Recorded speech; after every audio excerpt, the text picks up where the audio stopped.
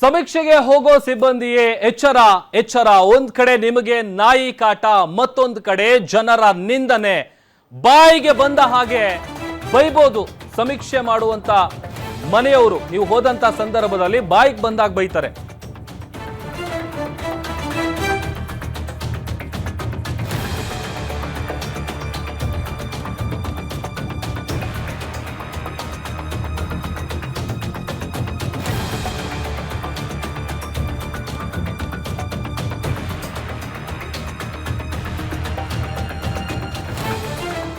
ಅನೇಕ ಗೊಂದಲದ ಮಧ್ಯೆ ರಾಜ್ಯ ಸರ್ಕಾರ ಸಮೀಕ್ಷೆಯನ್ನ ಶುರು ಮಾಡಿದೆ. ಆದರೆ ಒಂದಲ್ಲ ಒಂದು ತೊಂದರೆಗಳು ಎದುರಾಗ್ತಾ ಇದೆ.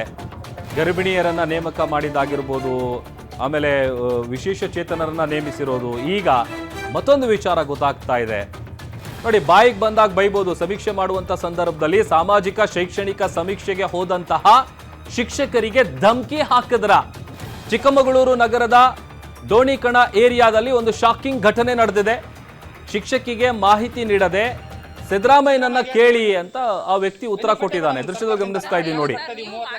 ನೋಡಿ ಮಾಡಿ ಮಾತಾಡ್ಬೇಕು. ಅವ್ರ ಒಬ್ರು ಹೆಣ್ಮಗ್ಳಾಗಿ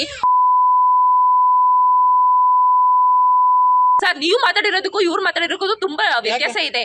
ಏನೇನೋ ಮಾತಾಡ್ಬೇಡಿ ಆಯ್ತಾ. ಅವ್ರು ಒಬ್ರು ಟೀಚರ್ ಆಗಿದ್ದಾರೆ, ಸುತ್ಕೊಂಡು ಬಂದಿರ್ತಾರೆ ಪಾಪ. ನಾವು ಏನಾದ್ರು ಹೆಚ್ಚು ಕಡಿಮೆ ಆಗಿದ್ರೆ ನೀವು ಬರ್ತಾ ಇದ್ದೀರಾ?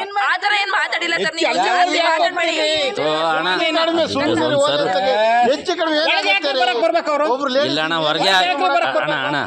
ಹೊರಗೆ ಆಗ್ಲಿ ನಿಮ್ ಸಿದ್ದರಾಮಯ್ಯ ಹೇಳ್ರಿ ಹೋಗಿ.